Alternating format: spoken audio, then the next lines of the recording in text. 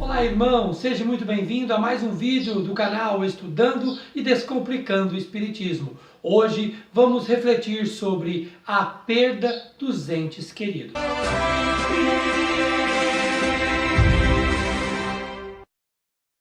Todas as criaturas que são afins a nós, queridas ao nosso coração, os nossos entes mais caros, também partem, deixando em nós uma dor profunda que chamamos saudade. E a saudade dói.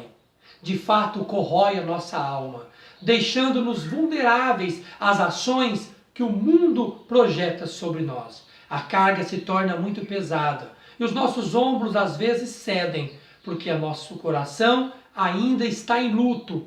Luto que nos faz refletir. Por quê? Por que quem eu amo teve que ir embora?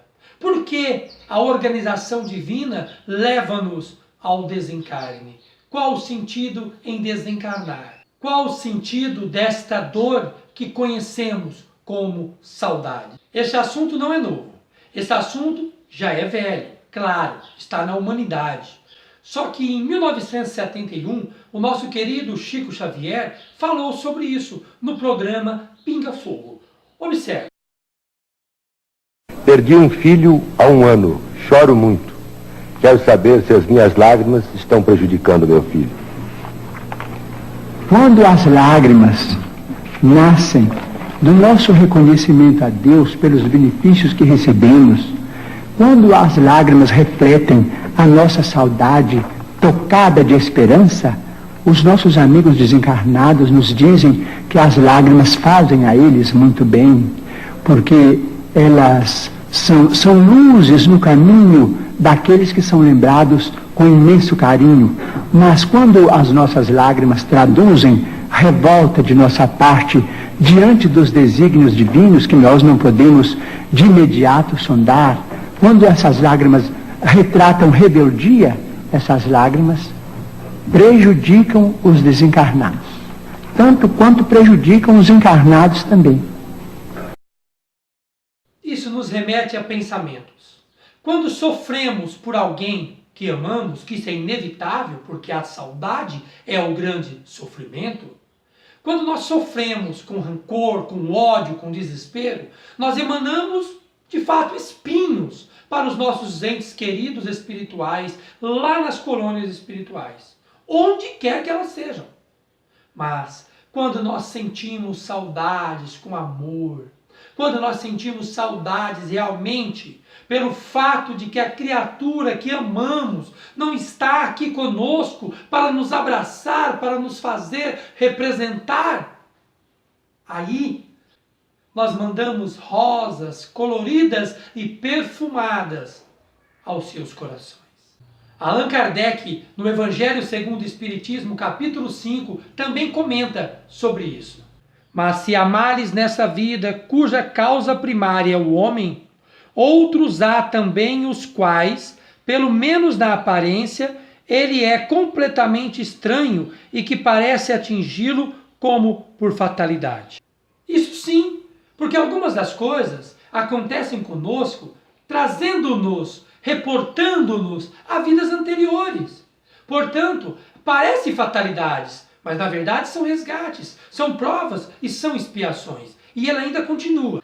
Tal, por exemplo, a perda de entes queridos e dos que são o amparo da família. Tais ainda os acidentes que nenhuma previsão poderia impedir. Aqui Allan Kardec está falando dos nossos entes queridos, chefes de famílias, pessoas que deixam-nos por acidentes, por coisas que são inevitáveis, como se estivesse programado o seu retorno à vida espiritual. Ora, ao efeito precedendo sempre a causa, esta não se encontra nesta vida atual, há de ser anterior a esta vida, isto é, há de estar numa existência precedente. Se os nossos entes queridos retornam de formas trágicas, que nos deixam assustados, preocupados com o seu sofrimento, se não há nesta vida nada a ser resgatado, por de certo haveria de ser uma vida anterior. E isso não remete-nos ao sofrimento, não pode nos remeter a um desespero, não pode nos remeter porque acometeu o ente querido a uma doença, a uma fatalidade que o fez desencarnar. Todos nós retornamos à pátria espiritual exatamente no tempo programado, quando o desencarne natural. Então, devemos orar para que este ente querido passe pela perturbação do desencarne e se abrace no mundo espiritual aqueles afins aos seus corações e que possa levá-lo a mundos espirituais de esclarecimento de todas as suas dúvidas. E claro, de uma reprogramação reencarnatória que o leve à perfeição rumo a Jesus. E podemos ainda destacar a questão 934 de O Livro dos Espíritos, onde Allan Kardec questiona sobre a perda dos entes queridos. A perda dos entes que nos são caros não constitui para nós legítima causa de dor? Tanto mais legítima quanto é irreparável e independente de nossa vontade? Os Espíritos respondem: esta causa de dor atinge assim o rico como o pobre. Representa uma prova ou expiação, e é comum à lei.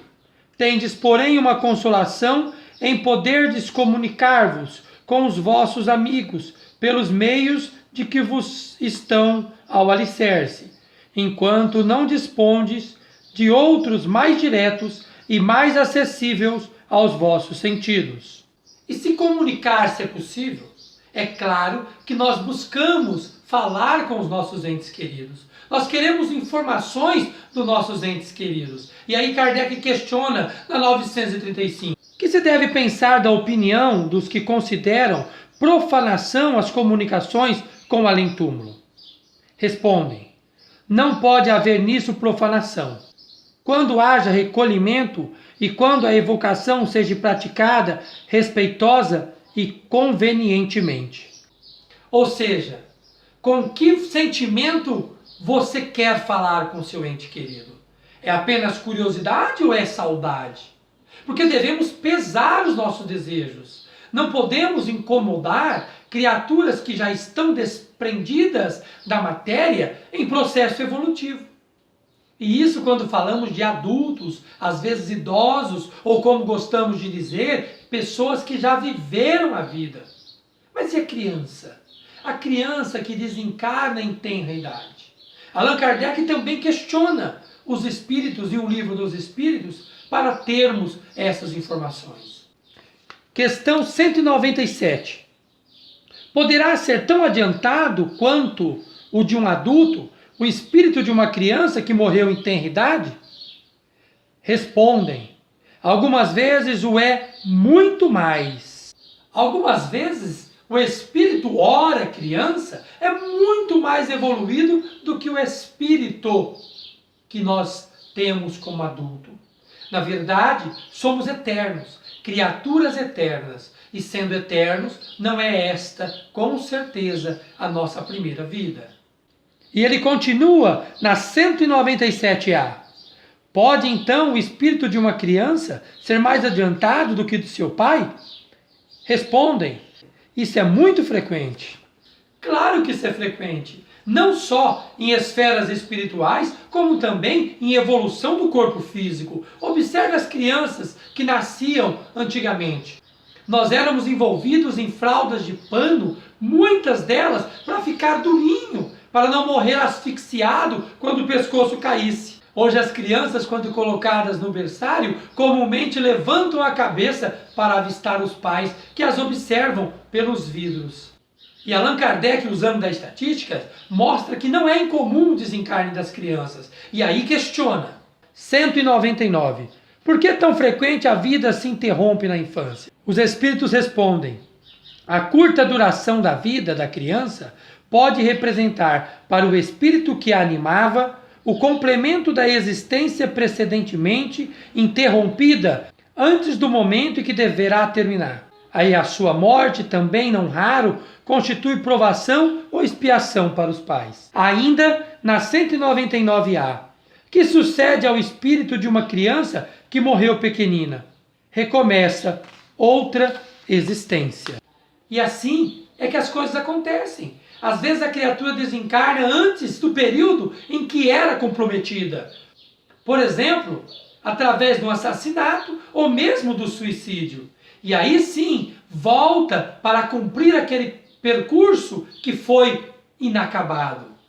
Mas também aponta que pode ser resgate para os pais, seja expiação ou prova, reparando e corrigindo o seu percurso evolutivo. E enquanto pesquisávamos para a produção desse vídeo, deparamos com uma mensagem no site Memorial Parque das Cerejeiras, no link e homenagem, que é muito interessante para a nossa reflexão. Quando a dor da saudade aperta a nossa alma, compartilhe os seus sentimentos, não os deixe escondidos, mostre que sua saudade é grande. Saiba quando evitar falar sobre sua perda. Isso é fato, porque falar da perda nos leva à dor. E nós devemos estar prontos para falar dela sem sentir dor. Ter apenas saudades. Evite se isolar, porque o isolamento leva-nos a pensamentos destrutivos. Reorganize sua vida sem pressa. Temos que ter muita calma.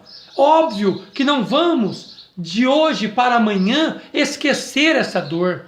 Essa dor, ela vai acabando e vai desaparecendo com o tempo. Não se sinta culpado por ficar triste. A tristeza é saudade. Temos saudades porque amamos. Quem ama vai sofrer. E nem por voltar a ficar feliz. E quando, em algum momento, você sorrir e depois recordar da sua perda, não se culpe por sentir felicidade, porque isso significa que a criatura do outro lado também está feliz por você. A ajuda profissional às vezes é necessária. Claro que a ajuda profissional é necessária. Muitas vezes temos que ir à ouvidoria, temos que ser ouvidos sim, temos que expor os nossos sentimentos. Seja ao psicólogo, até mesmo ao psiquiatra, ou nos atendimentos fraternos nas casas espíritas, ou até mesmo um atendimento de consolo na sua religião. Busque amparo, busque auxílio, não se perda jamais.